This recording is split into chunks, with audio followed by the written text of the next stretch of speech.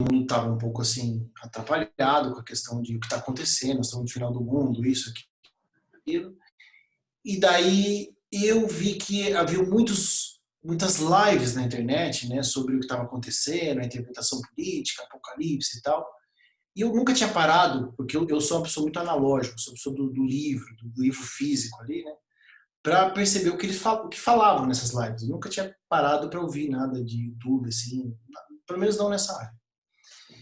E daí eu vi que tinha muito erro na interpretação política, na interpretação histórica. Aí eu falei, Sérgio, tem muito erro nisso, né? O Sérgio falou, então, vamos fazer um curso de interpretação de política internacional? Eu falei, então tá bom. Aí eu fui montar um curso, a introdução do curso está pronta, etc.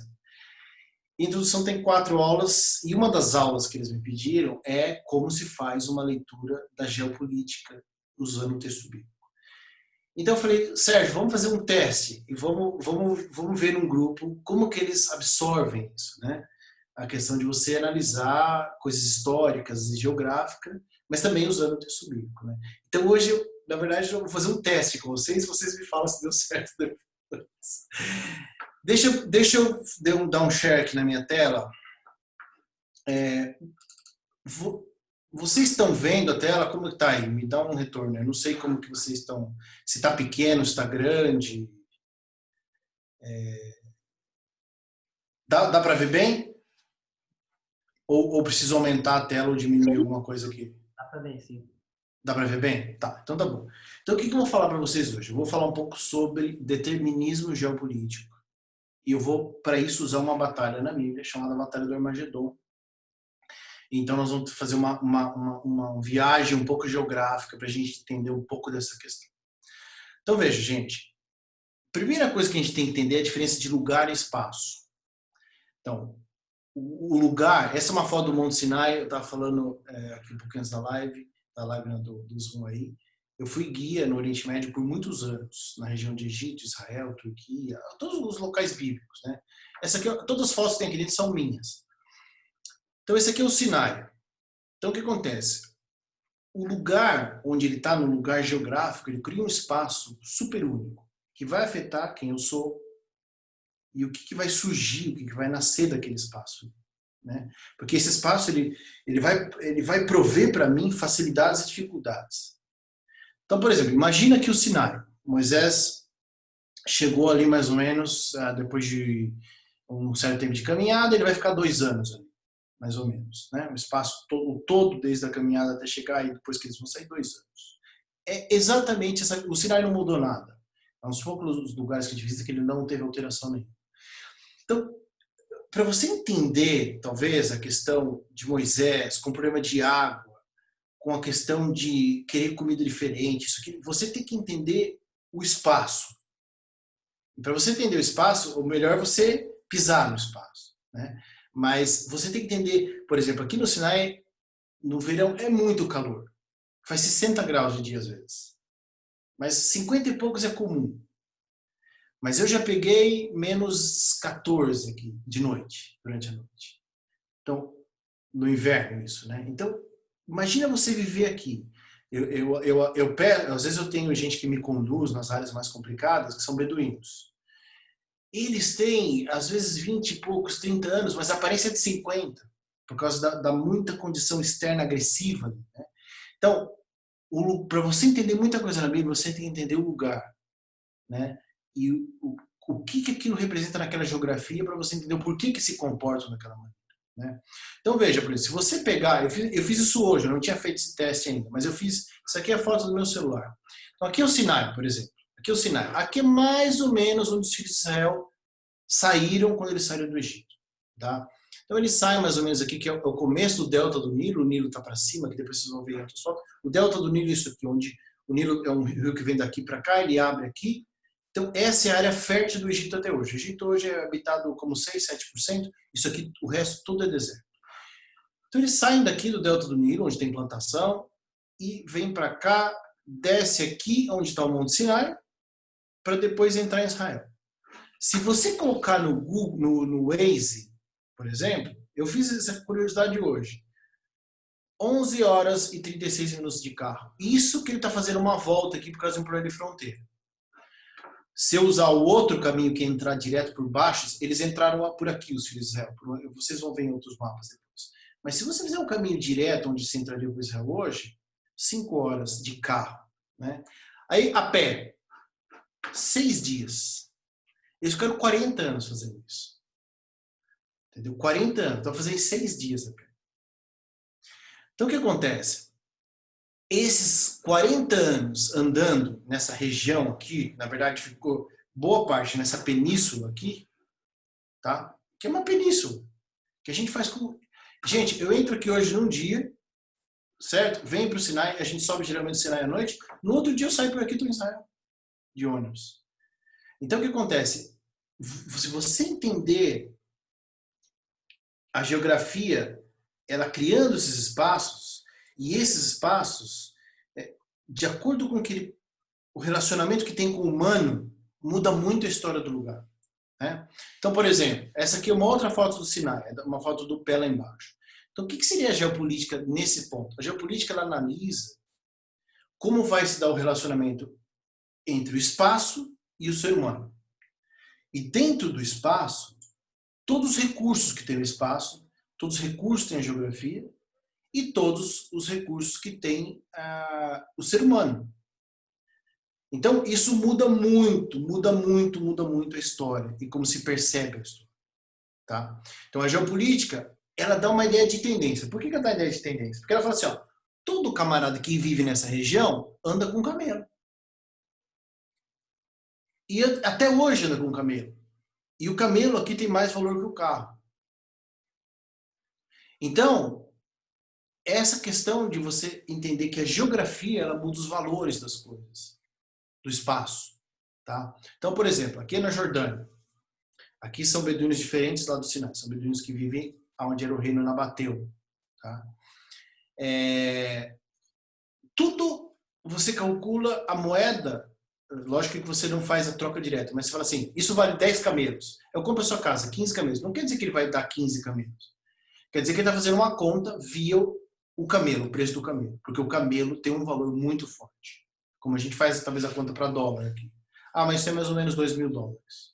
Porque a gente está pegando a moeda mais forte. Então, olha só, se você pensa na Nova Zelândia, que é uma coisa mais comum para vocês. Tem como você entender a história da Nova Zelândia se você não pensar nos Maori, se você não pensar na colonização. E por que a colonização? Porque estava num determinado espaço que interessava os britânicos. Porque se não fosse essa questão do espaço, a Nova Zelândia às vezes não teria essa história. Ah, mas o que mais mudou? A entrada dos mosquetes, da pólvora. Então, tudo isso, gente, muda muito. E você pode pensar que não, mas se você pensar, e por que eu estou aqui hoje? Toda essa história influenciou isso. A questão econômica, a questão de mais oportunidade num lugar, menos no outro. Então, isso tudo faz parte da interpretação da geopolítica. Tá? Então, uma coisa que é comum no Oriente Médio é você ver o Suez. O Suez é um canalzinho que está bem aqui, gente, nesse pedacinho aqui. Bem aqui nesse pedacinho aqui. O Suez ele foi criado em 1859, quer dizer, ele começou antes, mas a construção final dele é de 59 a 69.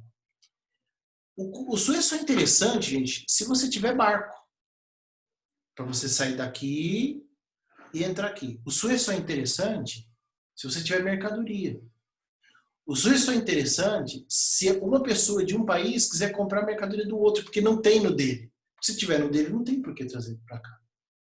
Então, tudo isso faz parte da análise da geopolítica. Tá? E se você ver as rotas, tá? Olha só, serão as rotas portuguesas. Então, olha só, eles saíam daqui, faziam essa volta, né? Vocês conhecem mais a região aqui, eles faziam essa volta e vinham para cá. O Suez cortou o caminho aqui, ligou o Índico, o cara entrava por aqui, ligou o Índico com o Mediterrâneo, certo? Então, olha as rotas hoje, como são alteradas por esse cortinho que fizeram nesse lugar. E o Suez é o segundo lugar que mais passam nisso. Isso mudou totalmente a vida daquelas pessoas que estão ali. Totalmente. Então, é quando o espaço geográfico influencia no comportamento das pessoas, na economia local e etc. Tá? Então, vamos lá. Por exemplo, Eu estou aqui, nessa foto, eu estou dando uma aula que faz anos até essa foto. Estou em cima do monte das bem-aventuranças. Não sabe direito se é esse, mas ele está, pode ser esse, pode ser outro, mas ele está ali em frente do Mar da Galileia. O que eu vou perguntar para vocês, quando você olha as parábolas de Jesus, ele fala de semente, ele fala de proprietário de terra, ele fala de comércio, ele fala de arrendamento de terra, de dinheiro metalista, quando você fala tantos ciclos de prata, tanto isso de ouro, tanto isso daquilo, essa é a ideia. Então, tem como você entender as parábolas de Jesus, se você não for dessa região, talvez, porque hoje 1/3 é verde, 2/3 são como desérticos. As parábolas que Jesus conta no norte de Israel, se ele contasse no sul, provavelmente não seriam entendidas. Porque no sul é deserto, não tem a ideia de semente, é bem diferente. Proprietário de terra, todo mundo é nômade, gente. Não tem o conceito de proprietário de terra. A ideia de comércio é outra, é de rota de caravana. Arrendamento de terra para quê se todo mundo é nômade? A concepção de dinheiro metalista se tem. Então, lógico, para você entender a parábola de Jesus o melhor, é você ter uma noção de agricultura. Quem eram os dominadores? No caso de Jesus, eram os romanos. Como que era dividida a religião? Os grupos dentro da religião. Então, quando você está nesse lugar, você entende coisas que, por exemplo, se eu tivesse aqui onde Moisés esteve, diferente de onde Jesus passou uma parte do tempo, talvez eu não entenderia, porque eu falar de semente aqui, arrendatário de terra, não são valores comuns a essa geografia. Tá? Então a geografia ela tende a dar um determinismo, ou seja, as pessoas dessa região tendem a viver dessa forma. Por exemplo, aqui no Sinai muita gente vive em tenda, quase não tem casa. Hoje tem casa, mas a maioria é tenda. As pessoas não têm horário. Ninguém tem horário para acordar ou para dormir. Ah, você quer dormir, você vai dormir. Você quer... É diferente de quem vive da agricultura que precisa aproveitar as horas de sol, verão, inverno, tudo isso. A regra das pessoas daquela geografia é muito diferente. Tá? Então vejam, essa é a área mais verde, talvez o mais agriculturável na Halá. Aqui eu estou em cima do monte que tentaram empurrar. Lembra quando Jesus vai pregar numa sinagoga em Nazaré, dá um problema todo, que ele fala do cumprimento de Isaías, as pessoas tentam empurrar. É esse o único precipício que tem naquele lugar. Tá?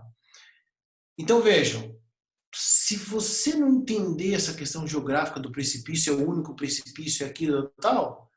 Tempo é de um lugar alto, tal, mas essa visão que ele teve. E por quê? O que ele mexeu com as pessoas ali? Então, presta, por exemplo, esse aqui é o Mar da Galileia. O Mar da Galileia é um lago, na verdade, é um lago de água doce, tá? Que se chama Mar da Galileia. Na verdade, ela chama Kinneret. Kinneret é a harpa, aquela harpa que Davi tocava. Pensa Jesus falando, olha, eu vou tornar vocês pescadores de homens, lá no deserto. Ninguém entende nada. Porque não é um valor daquela geopolítica, daquele relacionamento entre geografia e o sistema humano todo que existe. Tá? Então, olha só. Esse aqui é o Mar Morto. É o mar que tem para baixo da Galileia. Então, olha só aqui. Ó. Aqui é o Mar Mediterrâneo. Aqui é o Mar da Galileia. Boa parte do ministério de Jesus está aqui em volta disso aqui. Boa parte do ministério de Jesus está aqui. Na parte verde do país. Por isso que ele fala de plantar, de semente, arrendar terra, disso, aquilo, todo mundo entende. Daqui para baixo é deserto. Aqui mais ou menos abaixo é deserto. O que liga o Mar da Galileia, que é um lago de água doce. Esse fiozinho aqui, gente, que vocês estão vendo aqui, é o Rio Jordão. Então, João Batista, por exemplo, batizou Jesus aqui, na cabeça do fim do Jordão aqui. E aqui é o Mar Morto. O Mar Morto não tem peixe, ele é morto. Ele só tem sal, enxofre, um monte de coisa que ele é lindo. Essa foto que vocês estão vendo aqui. Essa foto é de agora. Mas ele é morto, ele não tem vida.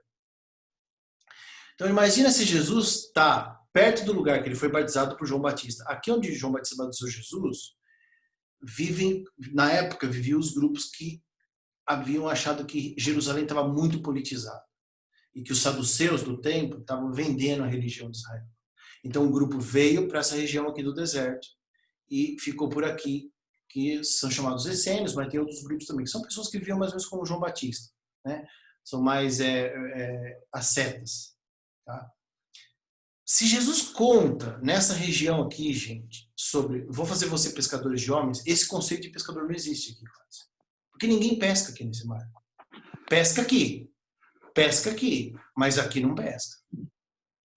Então a geopolítica, ela vai entender por que ele falou isso só aqui e não falou aqui.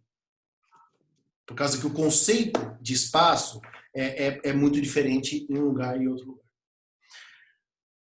Bom, vamos pensar o seguinte. Aqui é o deserto da Judéia. É inclusive muito perto, é na frente do lugar praticamente onde Jesus foi batizado. Se você caísse com um avião do deserto da Judéia ou nesse mercado famosíssimo de Jerusalém chamado Mahaneh Yehudá, o valor das coisas muda. Você com $1.000 nesse mercado tem muito mais valor do que 4 garrafas de água. Nesse local, $1.000 não tem valor nenhum e 4 garrafas d'água tem um valor imenso, porque não tem água aqui. Então, o próprio valor das coisas, o valor financeiro, ele muda dependendo da geografia e da geopolítica, onde a geografia interage com o ser humano e forma a geopolítica. Então vejam, o lugar cria um espaço único. Ele vai afetar quem eu sou, ele vai dar uma tendência. E ele vai trazer coisas boas e coisas ruins. Imagina, por exemplo, Moisés vindo pela parte verde do país. Para começar, a dependência de Deus no verde é menor. Você não tem super calor, você não tem super frio. A nuvem já não era tão necessária. Segunda coisa, tem água. Todos os episódios de Moisés envolvendo água, e Moisés falando para eles pedirem para Deus, e orando e mostrando o poder de Deus naquela região, não teria sentido nenhum na parte verde. A questão de comida, maná, tem menos sentido na parte verde. Toda a história que a gente conhece da saída do Egito e a entrada na Nova Terra, gente, só tem sentido nessa região. Só tem sentido aqui. Deus só pôde atuar daquela forma nessa geopolítica. E no norte ele fez outras coisas. Por exemplo, ele fez milagre no Mar da Galileia. Né? Se você voltar lá, você tem milagres que ele faz aqui, vários. Pedro, olha, aqui na frente desse mar é Cafarnaum. Acho que tem 18 eventos de Jesus em Cafarnaum. Desde curar a sogra de Pedro, o Jairo da sinagoga, etc. É uma cidadezinha super pequenininha, que nem existe mais como cidade, é um sítio ecológico hoje, muito bonito, inclusive. Mas tem coisas, gente, que ele só pôde fazer nessa região. Uma delas é a questão de acalmar a tempestade, que jamais ele poderia fazer nessa região. Mas nessa região ele fez outras coisas que ele só podia fazer aqui. Deus fez coisas aqui que só podia fazer nessa região. Porque só as pessoas dessa geopolítica poderiam entender as ações de Deus por causa do ambiente. Então, essa interação é muito importante às vezes. E a gente não se dá conta dela. Tá? Então, por exemplo, aqui quando eu guiava ali no Sinai, então a gente subia o Sinai durante a noite, lá para meia-noite eu levava a turma para o pé do Sinai, a gente começa a subir com o camelo, e depois a gente vai fazer o último terço a pé, porque no camelo não sobe a última parte do Sinai.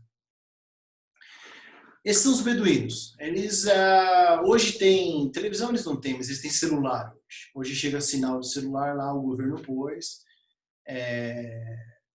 Eles são povo do deserto, não foram na escola, nada disso. Né? Uma questão interessante, o camelo. O camelo nesse ambiente assim, ó, é a locomoção. No verão, ele faz sombra para os beduínos. No inverno, ele esquenta. Você abraça o camelo a menos 15 graus, você vê que ele esquenta. Ele te leva para lá e para cá. E todos os momentos sociais são feitos em volta do camelo. Você está lá sentado, conversando, o camelo faz barulho, cospe em você, eles dão risada, mas é tudo feito em volta do camelo. Você toma chá em volta do camelo, aí você vai pegar o casaco que você pendura no camelo, é tudo feito em volta do camelo. Se você tirar desse ambiente e jogar hoje ele na capital, ou sei lá, em qualquer cidade vocês têm um shopping bom, um camelo dentro do shopping. Ele passa a ser uma figura assustadora, de medo. Tal, tal. E aqui é a coisa mais gostosa, ficar em volta do camelo, conversando, etc e tal. Eles passam horas fazendo isso. Nada tem horário, né? Você pode reparar que nenhum tem relógio aqui.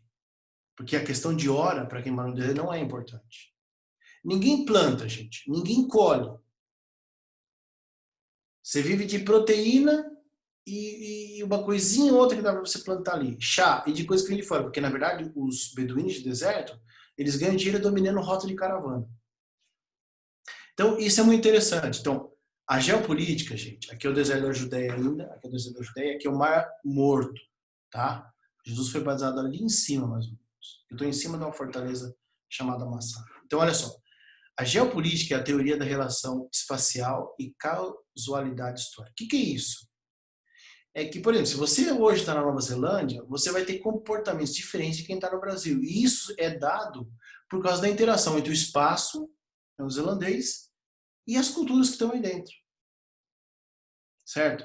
Agora, então você fala assim, então Deus só pode atuar de um jeito na Nova Zelândia, outro jeito aqui nesse deserto e outro jeito no Brasil. Pode ser que sim. Pode ser que sim. Ele nunca acalmou nada de água no deserto, porque não tem água. Como ele nunca fez bater em rocha na parte verde, na parte do Mar da Galileia, porque não precisa de água.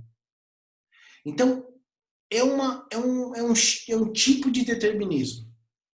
Mas ele não é 100% determinista. Vou te explicar por quê. O espaço geográfico ele influencia a história. Olha só. Quando Deus escolhe um lugar, vamos dizer, ele escolheu um espaço, que é Israel, quando ele vai tirar os filhos dele do Egito e vai pôr em Israel, é porque ele prometeu a Abraão isso.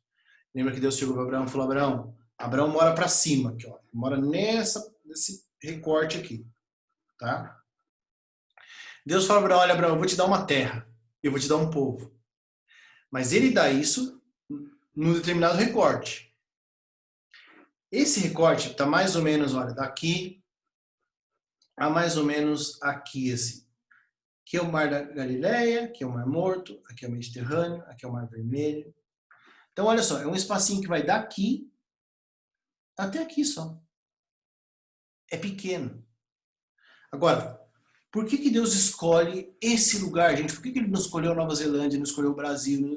Porque naquela época, a boa parte da humanidade estava habitando aqui, entre África, que é daqui para baixo, aqui está o Egito. O Egito é a cabeça do lado direito, vamos dizer, da África. Está aqui a Líbia, né? Daqui para baixo, vamos dizer, o que a gente chama de África hoje, né? Então, a conexão entre África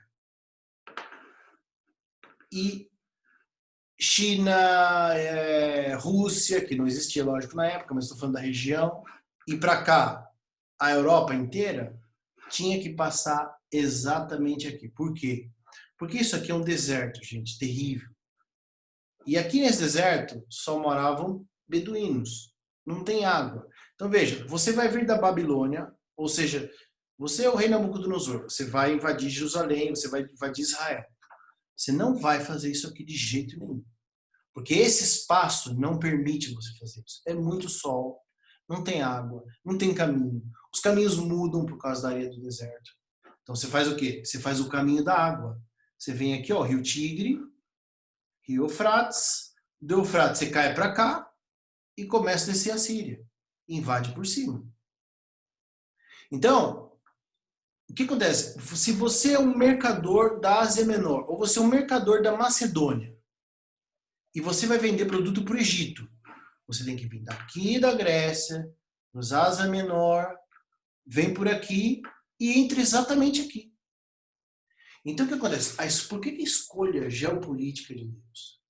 Porque ele entendeu que nesse espaço vai passar boa parte da humanidade que vai fazer comércio, que vai fazer guerra, que vai sair de uma região por causa de seca, por causa de problema econômico, que vai para outra.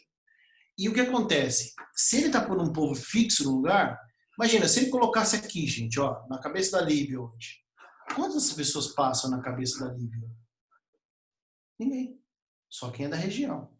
Mas aqui não. E por isso muitos mapas da região foram desenhados assim: Europa, Ásia, África, Jerusalém. Jerusalém é chamado o umbigo do mundo. Por quê? Ele era muito central. Você da África para ir para a Ásia, cruza o umbigo do mundo. Você da Europa para a Ásia, cruza o umbigo do mundo. Da Europa para a África, cruza o umbigo do mundo. Da Europa para a Ásia, na verdade, você não precisa cruzar. Mas desses dois para esse aqui, você sempre precisa cruzar. Qual o problema disso? É o seguinte, da mesma forma que uma região que ela tem muita chance de rota comercial, as pessoas passarem e puderem ouvir ou puderem ver o povo de Deus como é abençoado, como eles são um povo diferenciado, etc e tal, do outro lado é o lugar que você sempre tem mais guerras. Porque todo mundo quer controlar a melhor rota. Aqui no Brasil, por exemplo, você não tem pedágios entre cidades insignificantes, estrada de terra. Você tem pedágio onde as estradas são significativas. E tem que passar lá para fazer comércio, tem que passar lá para estudar, etc. Então, o que acontece? Essa região que estava em Israel virou uma espécie de um pedágio, onde o Egito, que foi o grande poder da época, e aqui em cima esse poder trocou várias vezes, aqui menos. Então, o Egito, que era o grande poder, quando ele precisava se acertar com o outro grande poder, que teve uma hora que era a Síria, teve uma hora que era a Babilônia, que dominou tudo isso aqui, teve uma hora que foram os gregos, que vieram daqui, teve uma hora que foram os persas, que vieram dessa região aqui de cima também. Aqui. Então, o que acontece? Toda vez que o Egito, que era o grande poder, ia lutar com outro poder ou vice-versa, essa passagem era usada, porque não tem como cruzar aqui no deserto. Porque as condições meteorológicas, geopolíticas, não permitem isso. Então, a escolha de Deus, gente, quando ele dá um lugar que ele escolhe, o principal propósito, com certeza, é que as pessoas passem e vejam como o povo de Deus é diferente, tem um outro problema, que é você viver num corredor de guerra. Porque todo mundo também quer o lugar. Porque a escolha de Deus não é uma escolha que ele fala, mas é uma escolha que ninguém vai escolher. É uma coisa óbvia, todo mundo quer o mesmo lugar. Você fala, não, Israel é bom porque planta tudo, dá certo. Não, aqui em cima é muito melhor de plantar, gente. Aqui é muito melhor. Aqui tem água do Rio Bom, Rio Tigre, eu falo, é ótimo. Israel chega daqui para baixo, é tudo seco. O Mar da Galileia, que é isso aqui, gente, que mantém Israel de água boa. Aqui, isso aqui é verde, mas isso aqui tudo para baixo é deserto. Então, o que eu falo para vocês?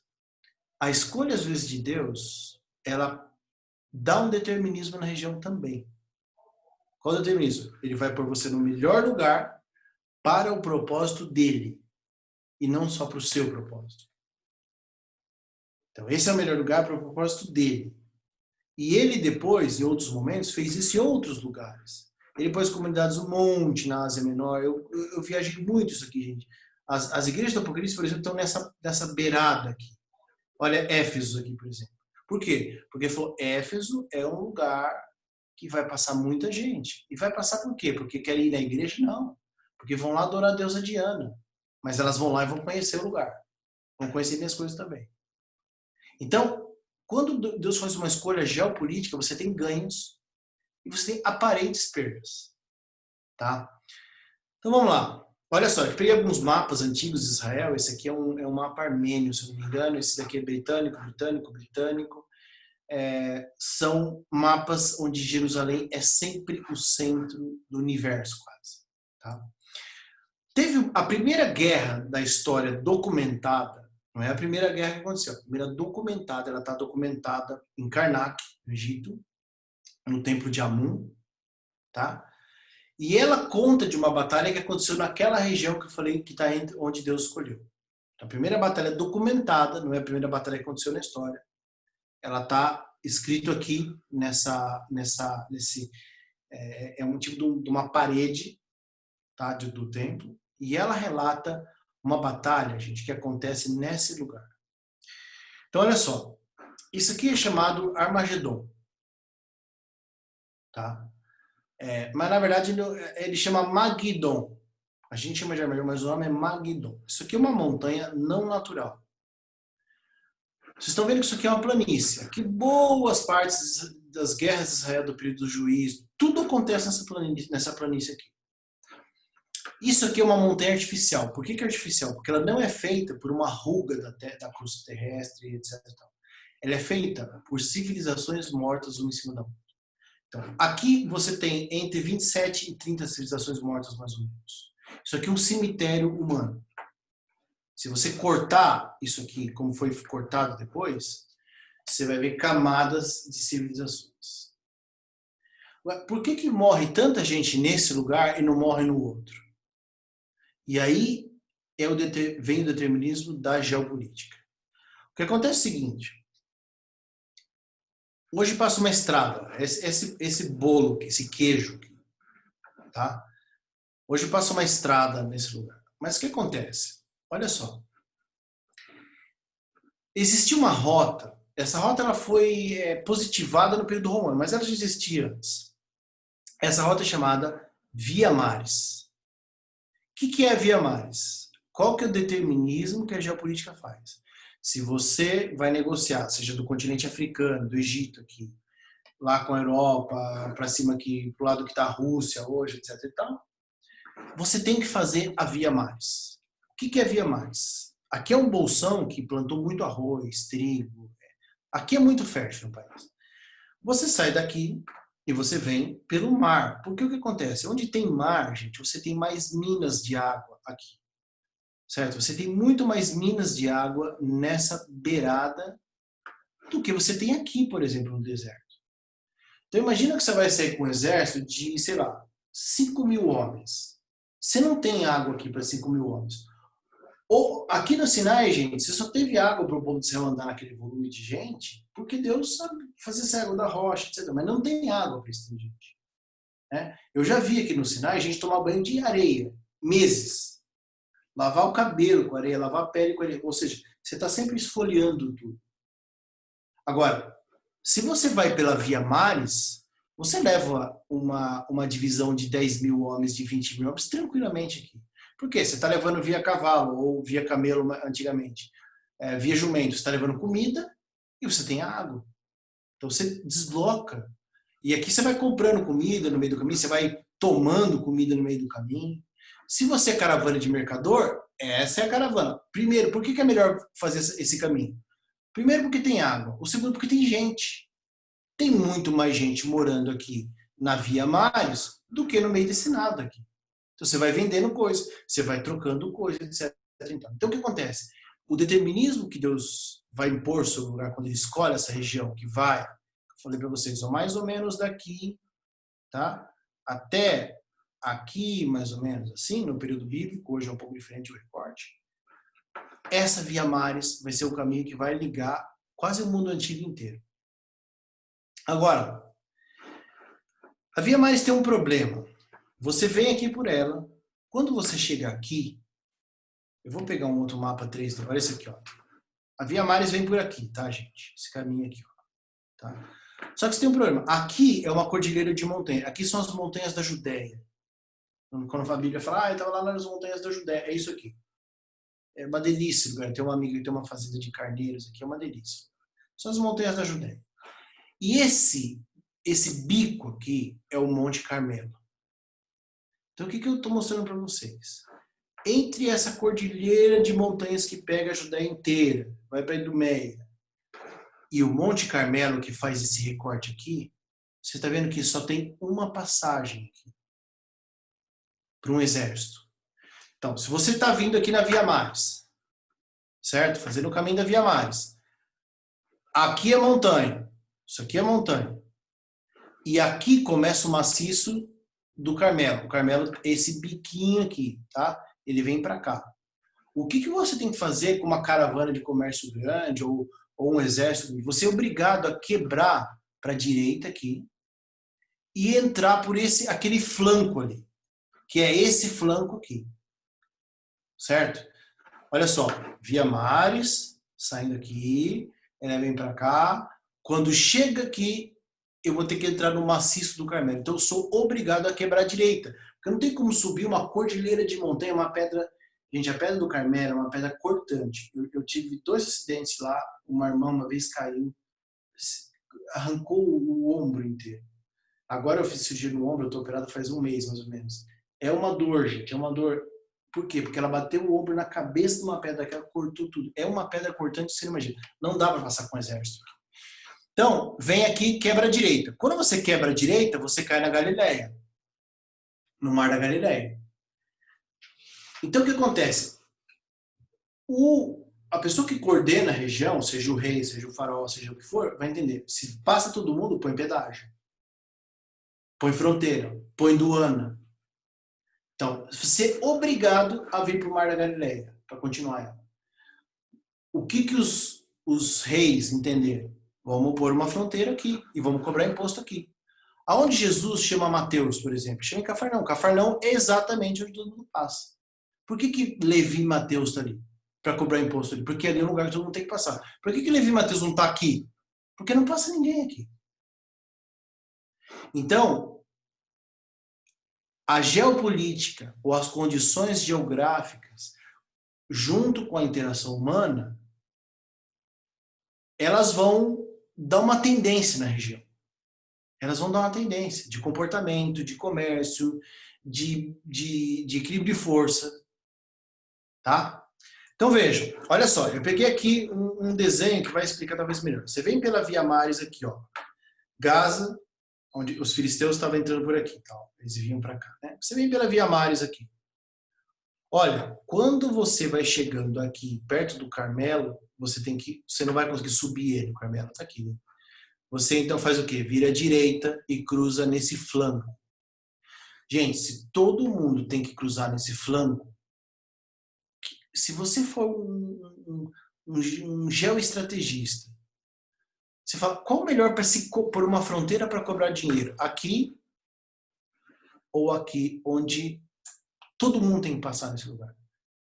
Onde afunilou. E por afunilar, todo mundo vai pôr uma fronteira para cobrar aqui. Mas espera aí, se eu ponho uma fronteira para cobrar aqui, por que o rei do Egito que está lá embaixo não vai querer vir aqui e tomar a minha fronteira? Ele pode vir com o exército aqui e tomar a minha fronteira. E ele vai ganhar e ele vai ter passagem livre. Mas espera aí, e por que o rei que está aqui em cima da Assíria ou da Babilônia não vai querer vir aqui tomar? Ele vai querer. Então, quanto mais a possibilidade de ganho pela geopolítica, também a possibilidade de perda. Porque todo mundo quer. Isso a gente chama no estudo das relações internacionais como curva de segurança. Curva de segurança é o seguinte, você tem um Fusca. Então você fala assim, não, eu não estou seguro no Fusca, porque o freio é ruim. Quem tem Fusca sabe como é que é. O freio é ruim, o volante é duro, a chance de pegar fogo é grande. Você fala, eu tenho que melhorar. Aí você compra um Porsche. Você entra na curva de segurança. O freio é bom, tudo é bom. Mas se você entrar num Porsche em São Paulo, você vai ser roubado. Isso é curva de segurança. Você saiu de um problema securitário para outro problema securitário. Então você fala, eu posso manter toda a região com o dinheiro desse pedágio. Você pode, você vai ganhar. Mas por causa dessa questão geopolítica, que é a mistura da geografia, com a política regional, ou seja, com o equilíbrio de força na região, com o comércio, com tudo, você também tem chance de perder esse lugar muito mais. Então o que acontece? Por isso, esse lugar aqui, gente, é exatamente a saída do flanco. Ele está exatamente aqui, ó. E por isso que ele se tornou um cemitério humano. Porque todo mundo vem o quê? Quer conquistar. Por que quer conquistar? Ou porque quer passar, ou porque quer passar e depois cobrar ali. Então, destrói a civilização que está embaixo, uma civilização. Aí vem outra, constrói em cima. Aí tem uma outra guerra, destrói de novo. Fora que esse lugar tem um lugar que tem terremoto e pode ser que uma civilização foi destruída por terremoto. Então, hoje tem essa estrada aqui que eu falei para vocês. Mas se você fizer um recorte, foi feito um recorte aqui, olha, nesse queijo, o que você vai ver, gente? Cada camada dessa aqui, olha, é uma civilização que morreu por causa do condicionante dado pela geopolítica. Foi destruído por isso. Pode ser que o outro foi por terremoto, mas a maioria foi por isso. Por que você sabe? Porque você vê pedra com fogo, porque você vê pedra misturada com vamos dizer, pensar, resto de osso. Hoje não tem mais osso, é tudo, vamos dizer, é um tipo de fósforo, mas não é bem fósforo. Mas você entende que teve fogo, teve guerra, teve ponto de lança. Se você vê aqui, ó, por exemplo, olha, os muros estão certinhos. Isso aqui tinha uma muralha que foi derrubada. Aqui embaixo é outra civilização. Todas mortas pela condição geopolítica. Então, por exemplo, hoje nós estamos num dia emblemático, 11 de setembro, o dia que derrubaram as Torres Gêmeas. Se as torres estivessem na Nova Zelândia, a chance seria maior ou menor de derrubar? Seria muito menor. Porque a Nova Zelândia tem questões geopolíticas diferentes com as pessoas que vieram derrubar as Torres Gêmeas. Então, o condicionante da geopolítica, que gerou toda a questão que a gente analisa em 11 de setembro, só se dão nos Estados Unidos. Não vieram derrubar para o Brasil, por exemplo. Então, a questão geopolítica ela é muito determinista, às vezes. Ela é muito determinista. Agora, essa fortaleza, isso aqui foi uma fortaleza, tá? Por exemplo, Josué conquistou esse lugar. Depois de Josué, Davi teve nesse lugar. Davi teve a cavalaria dele aqui. Davi teve uma divisão do seu exército aqui. Depois de Davi, no período entre juízes, depois eu vou mostrar os textos para você, mas o texto não é importante agora, o que é importante é o raciocínio. Você tem no período de Josué e Juízes, isso aqui virou um distrito que se cobrava imposto desse lugar. Por quê? Porque muita gente queria passar. Então Israel mesmo cobrou imposto deles, fez eles virarem tributários. Né? Então, o que eu quero mostrar para vocês? Esse tanto de civilização só está morta aqui por causa de uma condicionante da geopolítica. Tá? Isso aqui foi uma fortaleza, porque todo mundo que quer pôr uma cidade aqui para cobrar, põe um posto de cobrança. Aí tem que pôr a família do cara que está cobrando. Aí tem que pôr um exército. Aí tem que pôr a família dos caras do exército. Aí tem que pôr um mercado.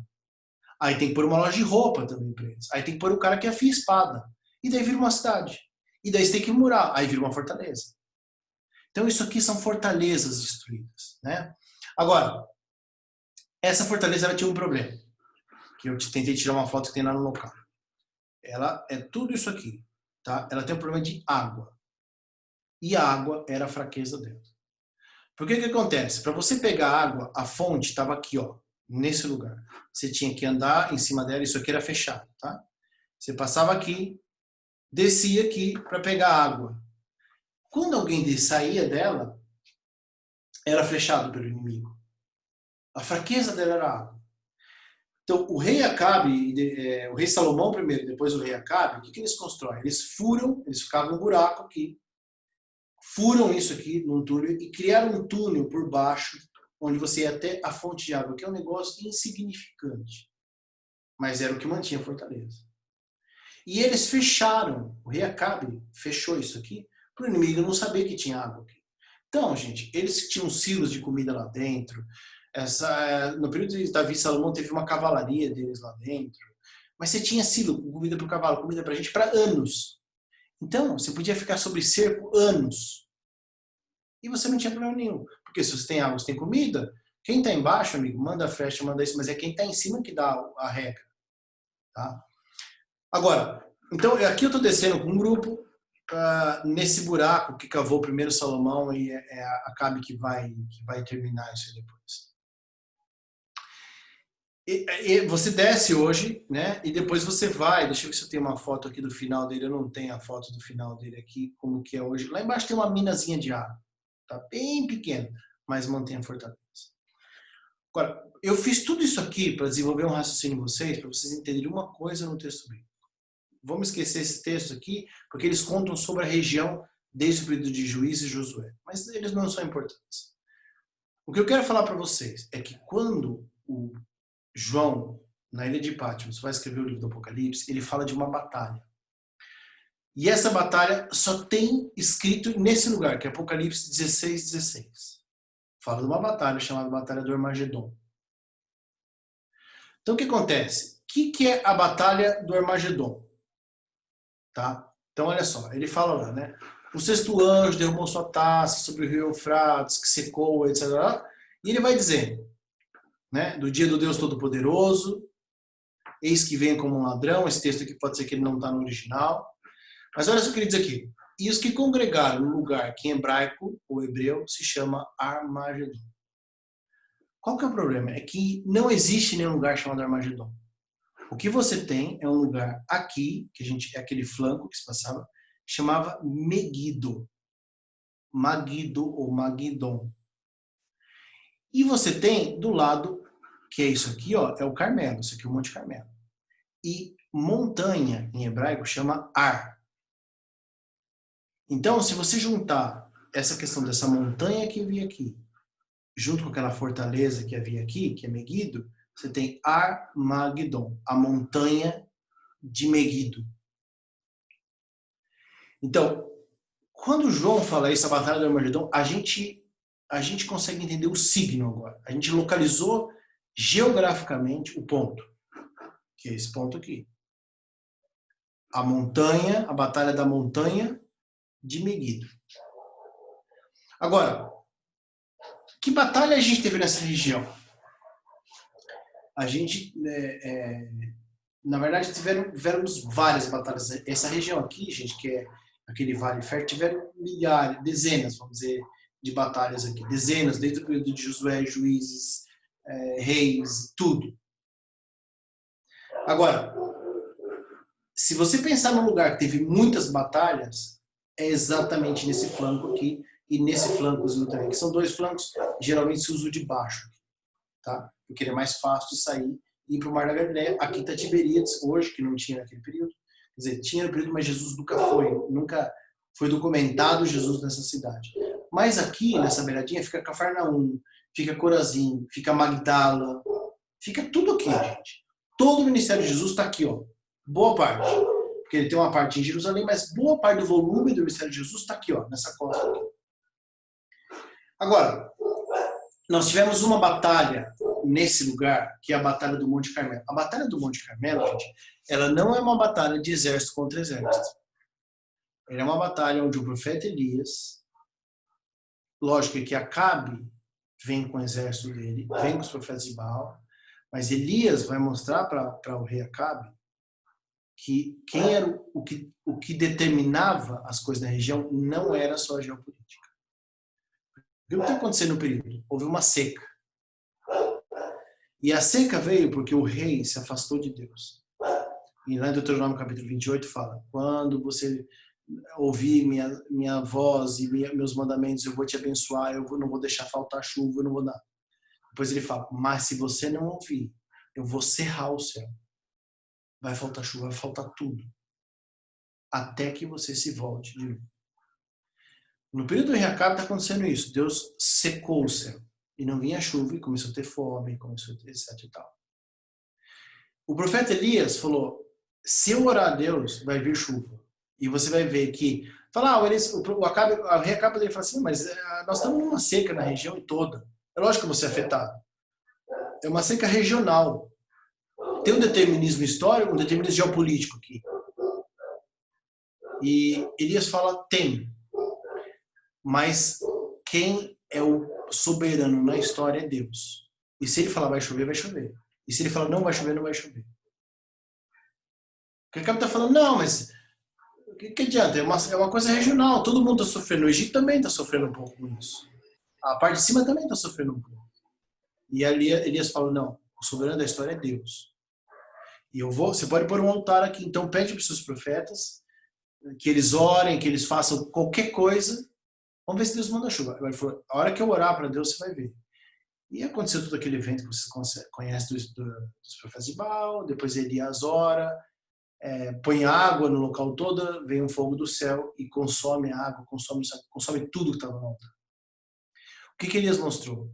Que existe um determinismo geopolítico, mas o soberano é Deus. Deus pode intervir no próprio equilíbrio geopolítico da região e fazer coisas inesperadas e guiar a história. Porque quem guia a história não é a geopolítica, apesar dela ser muito determinista, é Deus. Quando João fala que se congregaram num lugar chamado Armagedon, e isso aqui, gente, no meio do cristianismo, com esse negócio de dispensacionalismo, etc., hoje está em moda. Porque todo mundo fala assim, o mundo está acabando, estamos com vírus, nós estamos na iminência de um conflito entre Estados Unidos e China, etc. É a Batalha do Armagedon. E então os filhos de Deus vão ter que lutar com os filhos das trevas e nós vamos ter que ir para a guerra. E a batalha que caracteriza esse lugar, quando fala Armagedon, se eu falasse a batalha de Megido só, houveram, sem brincadeira, centenas de batalhas aqui. Mas ele está falando um nome que não é comum. É Ar, que é a montanha, Ar, quer dizer montanha, de Megido. E Megido não é uma montanha. Aquela montanha que vocês viram é um tel aqui, uma montanha artificial. Se não fossem as condições da geopolítica, ela não existiria. Aquilo é dado por guerras. Tá? Então, o que eu vou falar para vocês? Quando você tem a Batalha do Armagedon, ela é anunciada no capítulo 16 de Apocalipse. Ela vai fechar só no capítulo 20. No capítulo 20, ainda que se você fizer uma análise, que naquela região é pequena para caber toda a humanidade, numa grande batalha. É pequena. Não tem como pôr. Hoje, se você puser todo o exército que é pequeno, já não cabe. Mas eu vou dizer uma coisa para vocês. Ele tem a visão, João tem a visão, ele fala assim, eu vi o céu aberto e eu vi um cavalo branco. E o que estava sentado sobre ele, chamado fiel e verdadeiro, e julga a batalha com justiça. E ele fala um pouco deles, e ele fala assim, ele estava vestido de branco, na veste dele tinha salpicado de sangue, e ele se chamava a palavra de Deus. Então, nessa batalha que vai acontecer nos últimos dias, chamada Batalha do Armagedon, primeira coisa, ela não quer dizer que é uma batalha que a humanidade vai estar dividida em dois blocos lutando. Não quer dizer isso primeiro. Porque a outra batalha que foi travada lá não foi assim. Mas vamos dizer que ela pode ser diferente, ela não precisa ser igual. Mas uma coisa eu vou falar para vocês. Quem está lutando essa batalha são os inimigos de Deus contra esse ser sentado no cavalo branco, com a veste salpicada de sangue. E ele se chama Palavra de Deus. E a gente sabe que Palavra de Deus é um dos títulos para Jesus. Tá? Fala que os exércitos que estão no céu, que existem no céu, também estavam em cavalos brancos, vestidos de linho fino, branco e puro. E daí diz que da boca dele, do ser do cavalo branco, sai uma espada muito afiada. E com essa espada ele fere as nações. E ele vai dominar sobre elas com a vara de ferro. E ele vai pisar como se pisa o lagar da uva. Então, diz que os anjos, nesse momento, diz que eles fazem um convite para todas as aves de rapina do céu, né, os urubus. Então, vem para cá, vai ter uma grande batalha aqui, vai sobrar carne de gente morta. Os anjos fazem esse convite aqui. Ó. Eu vi um anjo, clamou com grande voz, dizendo a todas as aves que voavam pelo meio do céu, vinde ajuntai-vos, porque vai ter uma grande ceia aqui. E daí acontece esse desfecho. E ele diz assim, eu vi a besta e os reis da terra e seus exércitos reunidos para fazerem guerra àquele que está sentado sobre o cavalo branco. Então, primeira coisa, a guerra do Armagedon não é uma guerra que você vai pegar as suas armas e vai lá lutar. A guerra é dos exércitos reunidos, que a gente pode chamar dos filhos do inimigo, seja lá como for, contra o ser sentado no cavalo branco. E quem vai lutar essa guerra é o ser do cavalo branco, não é você também. Ele fala, e a besta foi presa, com ela o falso profeta, fizeram sinais com quem enganou, receberam os sinais da besta, adoraram e a sua imagem. Os dois foram lançados vivos no lago ardente, e os demais foram mortos com a espada que saía da boca do que estava sentado sobre o cavalo. Então quem luta a guerra é Jesus. Porque apesar de ter um condicionante geopolítico na região, daquele lugar, esse lugar que tem mais batalhas talvez na história, e a primeira batalha documentada da história é lá, e as batalhas acontecem por causa de uma determinante geopolítica, quem é o soberano da história, ou seja, existe um determinismo, mas quem é o soberano da história é Deus. E ele que vai lutar essa batalha. Então por que eu falei tudo isso para vocês?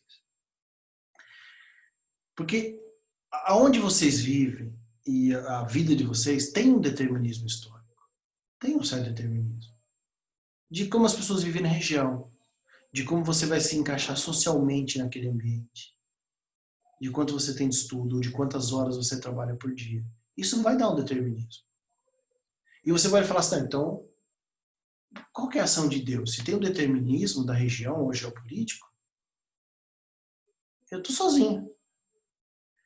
Mas o que você tem que entender é o seguinte, que apesar de haver um determinismo de cada região, o soberano da história é Deus. E ele pode intervir e mudar totalmente o curso da sua vida, da própria história, a qualquer momento. Se ele achar que é bom. Não se você achar que é bom. Se ele achar que é interessante para você e para as pessoas que existem em volta de você, ele pode fazer isso, porque a história é dele. E ele guia a história, apesar de haverem determinismos geopolíticos. Então a gente nunca pode pensar assim, não, mas meu avô já era assim, meu pai é assim, eu também sou assim, eu estou aqui, a maioria vive assim, eu também vou fazer, olha, até uma coisa interessante que vocês estavam falando, não sei quem falou assim, mas a gente na lição viu um pedacinho, a gente não pode se guiar pela vida de outros irmãos, né? Ou como a história também foi contada do pastor Isaac Clemens, é o nome desse pastor aqui, que era um talmudista, ele se tornou pastor depois, ele foi pastor 50 anos. Tem um determinismo histórico, por exemplo, ele estava no Holocausto, ele tinha 19 anos. Gente, morreram 6 milhões de judeus, 1,5 milhão de crianças. Esse é o determinismo histórico. Se é judeu, você vai morrer. Mas 2 irmãs adventistas puseram na casa dela. E sofreram, puseram ela e um outro menino também, tinha um menino de 4 anos junto. Aí você fala o seguinte, mas isso por quê? Porque essas mulheres duas tinham uma fé diferente, uma crença diferente. E não foram dominadas pelo determinismo da região. E Deus achou por bem salvar o Isaac Clemens e pôr na casa delas, apesar de todo o determinismo da região. Porque morreram 6 milhões de judeus, que se pode contar hoje, pode ser que foi muito mais que isso aí. Então, gente, o que eu deixo finalizando para vocês é o seguinte, toda região e o nosso mundo tem o seu determinismo, mas é Deus que é soberano sobre a história. E é Deus, ele não precisa que você olhe e fale, mas todo mundo é assim, é tudo igual, não sei o que lá, porque você é diferente para ele. E por isso ele é o soberano sobre a história e sobre você. E você fala, não, mas por que isso, por que aquilo? Porque ele sabe o que é melhor para você, e ele sabe o que é melhor para os que estão em volta de você, e ele sabe o que é melhor para a história. E ainda que a gente não aceita, porque tem hora que fala, não, mas eu não quero isso, eu queria aquela outra coisa. Mas se você tivesse o controle que ele tem da história, você vai falar, não, realmente. Tem aquele texto que diz, né, que no momento que a gente vê tudo aquilo que foi a história e ele explicando, que a gente fala, não. Diz que até Satanás fala assim, não, é isso mesmo. Ou você fala, não, tinha que ser assim. Então, lembre-se disso, gente. Apesar de todo o determinismo, de qualquer região, de como funciona, Deus é soberano. E Deus abençoe você, gente. Amém. Vou descompartilhar aqui, tá, gente? Eu não sei se vocês fazem perguntas, do Gemena Senhores do Sérgio tem perguntas, mas fica à vontade. Roger, muito obrigado mesmo. Você pediu feedback da gente, eu dou logo primeiro. Excelente, extremamente didática a apresentação desse ponto de determinismo versus a soberania de Deus e a decisão, a presença decisória dele na história. Muito bom. Exatamente, que bom. E é um prazer estar aqui com vocês, gente. Foi muito bom poder ensinar para vocês. Acho que deu certo, então eu posso usar a aula aí. Pode. Da minha parte tem endossado. Rubinho, você pode fazer uma mute da maioria, please? Roger, você pode fazer uma oração e depois a gente, se você tiver tempo e abrir espaço para algumas perguntas, alguma interação, Posso. é muito bem-vindo. Vamos fazer oração aqui, então. Santo Eterno Deus, que o Senhor possa guiar a nossa vida, guiar a nossa história, de forma que apesar de toda região, toda área, ela tem mais ou menos um andamento, as pessoas são mais ou menos iguais, mas que a gente tenha certeza que o Senhor é soberano sobre a história e sobre nós, e que o Senhor vai fazer de nós e da história aquilo que for a tua vontade, e nós estamos nas suas mãos para isso, Pai. Amém. Tudo isso pedimos em nome de Jesus, Pai. Amém. Amém. Alguém queria fazer uma... Vamos aproveitar que o Roger está disponível para interagir com a gente, fazer perguntas. Deu esse sermão, porque o Luiz gosta de história, Ele deve ter ficado todo entusiasmado.